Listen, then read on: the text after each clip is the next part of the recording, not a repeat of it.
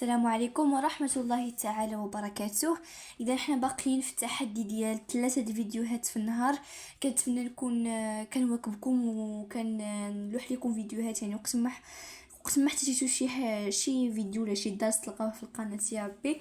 اذا كنحاول نخدم معكم وكنحاول انني ما نحاولش كنحاول انني ما نبقاش نتعطل عليكم وما نبقاش نتاخر في نشر الفيديوهات. اذا كيف ما قلت لكم حنا باقيين في تحدي ديال 3 الفيديوهات في النهار. نورمالمون صراحه 3 فيديوهات في النهار هذاك هو التحدي، مي انا كنلوح لكم 4 5 الفيديوهات في النهار. علاش؟ حيت كنبغي نلوح لكم، لان مثلا كيكون عندي شي فيديو مخبيه كنشوف شي تعليق بغى داك الفيديو دونك كنلوحو، واخا غادي يكون فيديو رابع ولا خامس، ولكن ضروري خصني نلوحو لكم لانكم محتاجين. دونك عندنا اليوم الدرس ديال التربيه الاسلاميه، الدرس الثامن، ماده التزكيه. اذا هو الوحي تعريفه وصوره او تعريفه وانواعه. اذا باش نوريكم واحد الحاجه، هانتوما لاحظوا معايا هنايا هانتوما كتبت الدروس ديال الدوره الاولى اللي ما كاينينش في القناه. هادو اللي انا دايره عليهم احمر، درتهم هاد النهار هذا. دونك شوفوا شحال من فيديو صورتو غير اليوم. هانتوما شوفوا، دونك نحسبوا 1 2 3 4 5، وكل درس هنا درت ليه سيري ديكزيرسيس، دونك 6 7 8 9 الدرس والتمارين. دونك راه صورت لكم 9 الفيديوهات اليوم. عاد عاوتاني هذا الفيديو، وملي غنسالي هذا الفيديو غنصور واحد الفيديو واحد اخر. دونك راه صراحه انا كنصور لكم فيديوهات بزاف في النهار، ولكن كنلوح لكم غير 3، يعني كنخبي فيديوهات باش اذا شي نهار مثلا كان عندي شي ظرف طارئ وما قدرتش نلوح لكم فيديو، كنلقى عندي فيديوهات ديجا مصوراهم باش كنلوحهم لكم وما تقولوش قطعتي علينا، لان كنتذكر الفترات اللي كنغيب فيها عليكم وكنقول علاش ما كنت صورت وخبيتهم عندي. دونك هذا هو الحل اللي صراحه لقيته، كنصور لكم بزاف الفيديوهات وكنلوحهم لكم. دونك الوحي تعريفه هو صوره. سمحوا لي بزاف طولت عليكم مقدمه، غير قبل ما نبداو ما تنساوش اللايك الفيديو باش تدعموني وتحفزوني. اشتراك في القناه اللي كيعطيني واحد الطاقه الايجابيه باش نصور لكم فيديوهات اكثر.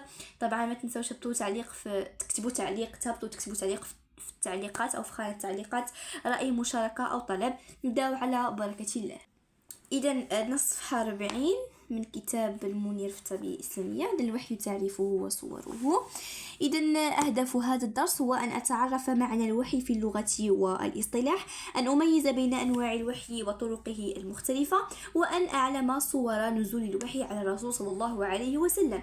اذا لاحظوا معي هذه الصوره التي تمثل مكان نزول الوحي اول مره اللي هو غار حراء. إذن تعريف الوحي ودلالته في الاستعمال القرآني. إذن عندنا هنا واحد الوضعية. إذن أتأمل الوضعية.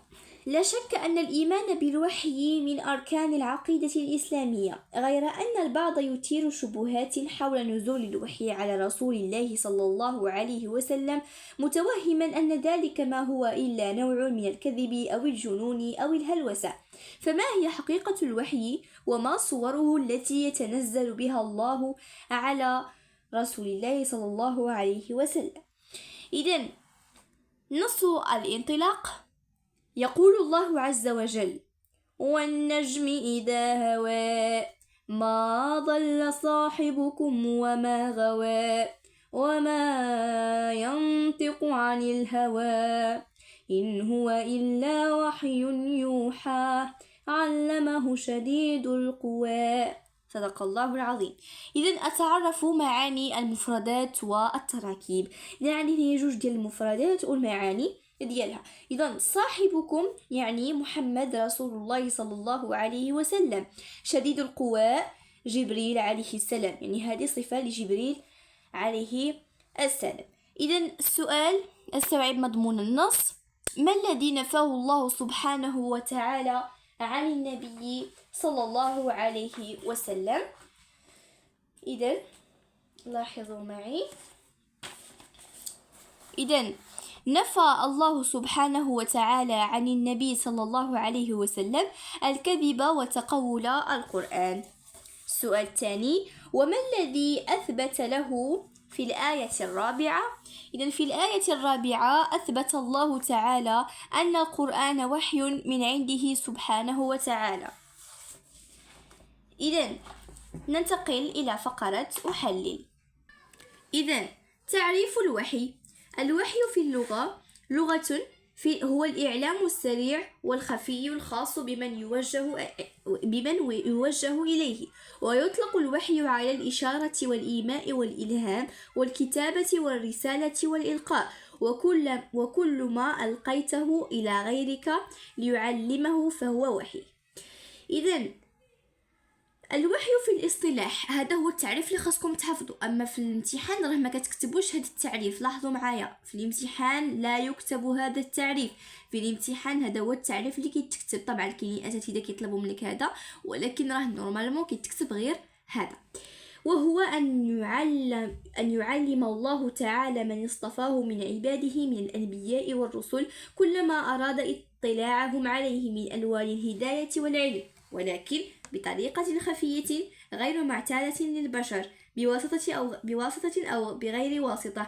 ويأتي الوحي بمعنى كلام الله المنزل على نبي من أنبيائه، وهو تعريف له معنى اسم المفعول أي الموحى، كالتوراة والإنجيل والقرآن. إذن هنايا عندنا دلالات الوحي في الاستعمال القرآني. أول دليل هو الإشارة باليد أو بغيرها مما يفهم به. المراد كإيحاء زكريا عليه السلام إلى قومه. عندنا واحد المثال في واحد الآية، قال الله تعالى: فخرج على قومه من المحراب فأوحى إليهم أن سبحوا بكرة وعشيا. صدق الله العظيم. الدليل الثاني ما يلقيه الله في نفس العبد من أفكار ومعاني، مثل الوحي إلى أم موسى، أي ألقي في قلبها ونفسها حين ولدت موسى أن ترضعه وأن تلقيه في النهر إن خافت عليه من فرعون. قال سبحانه: وأوحينا إلى أم موسى أن ارضعيه. صدق الله العظيم. ما خلقه الله في نفوس مخلوقات من دوافع للعمل الغريزي، كالوحي إلى النحل بأن ألهمها الله وجعل في غريزتها القيام بالوظيفة التي خلقها الله من أجلها. إذن هنا آية قال عز وجل: وأوحى ربك إلى النحل أن اتخذي من الجبال بيوتا ومن الشجر ومما يعرشون. صدق الله العظيم. رابعا ما يلقيه الله تعالى إلى الملائكة من أمر لتنفيذه، فقال عز من قال: إذ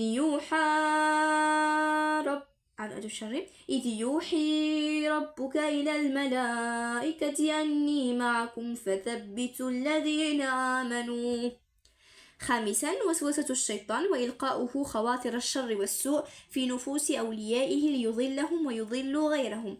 يقول تعالى: وإن الشياطين ليوحون إلى أوليائهم ليجادلوكم.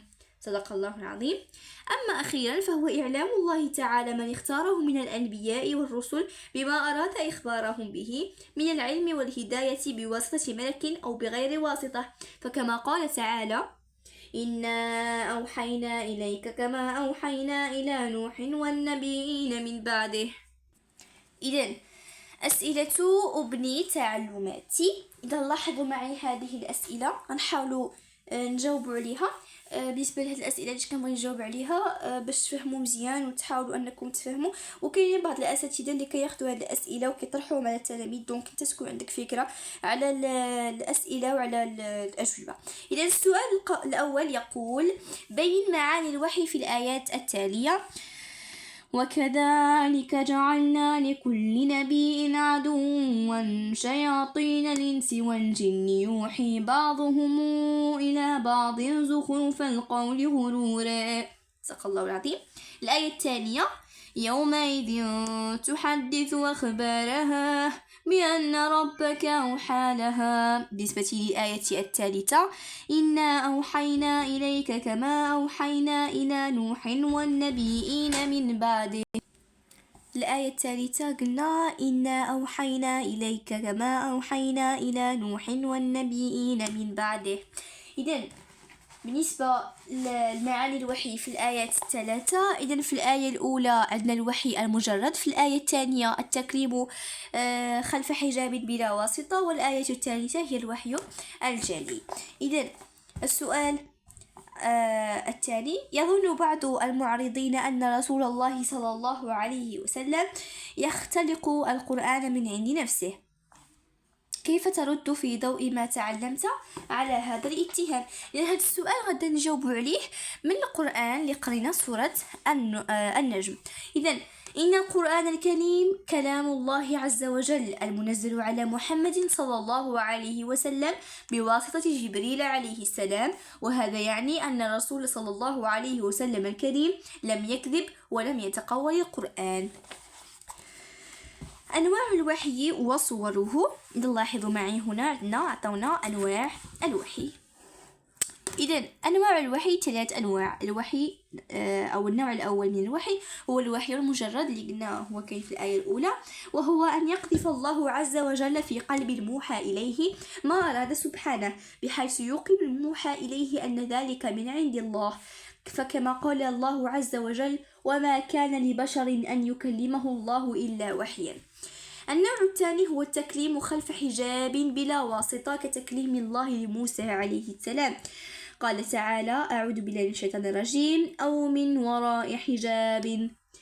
وقال سبحانه أيضا في آية أخرى: وكلم الله موسى تكليما.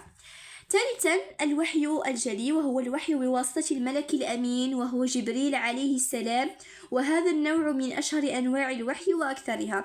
إذن هنا هو الأشهر والمعروف لكل شيء عارفه، هو الوحي بواسطة جبريل عليه السلام. فقال عز من قائل: أو يرسل رسولا فيوحي بإذنه ما يشاء. هنا لدينا صور نزول الوحي على رسول الله صلى الله عليه وسلم. لدينا صورتان: الرؤيا الصادقة والنفث في الروح. إذن الرؤيا الصادقة وهي أولى بداية الوحي إلى الرسول صلى الله عليه وسلم، فعن عائشة رضي الله عنها قالت: أول ما بدأ به رسول الله صلى الله عليه وسلم من الوحي الرؤيا الصالحة في النوم، فكان لا يرى رؤيا إلا جاءت مثل فلق الصبح. إذن هذا يدل على أن الرسول صلى الله عليه وسلم في البداية ديالو كان أي حاجة حلم بها كتوقع في النهار الموالي. النفث في الروح، وهو ما يقذفه الله تعالى في قلب رسوله صلى الله عليه وسلم مما أراد أن يعلمه به من أمور الغيب. فعن أبي أمامة رضي الله عنه قال رسول الله صلى الله عليه وسلم: إن روح القدس نفث في روعي أن نفسا لن تموت حتى تستكمل أجلها وتستوفي رزقها. إذن تالي عندنا صور نزول الوحي على الرسول صلى الله عليه وسلم. إذا عندنا نكملوا. إذا عندنا ثالثا مجيء جبريل عليه السلام إلى رسول الله صلى الله عليه وسلم في صورته الحقيقية التي خلقه الله عليها. إذا جاء عند الرسول بالصورة ديالو، يعني بل كما قلنا في الآية: ولقد رآه نزلة أخرى عند سدرة المنتهى ولقد رآه بالأفق المبين. مجيء جبريل عليه السلام إلى رسول الله صلى الله عليه وسلم فيشعر به مثل صلصة الجرس، أي مثل صوت الحديد إذا حرك، وهي أكثر الحالات شدة على الرسول صلى الله عليه وسلم. أما خامسا فهو مجيء جبريل متمثلا في صورة رجل يراه الصحابة.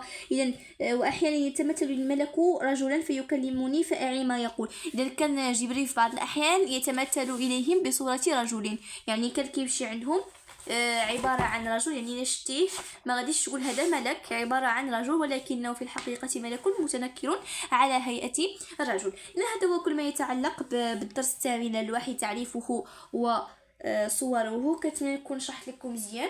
نتلاقوا ان شاء الله في فيديوهات اخرى. شكرا لكم بزاف، متنساوش الاشتراك في القناه، لايك الفيديو، وشكرا لكم.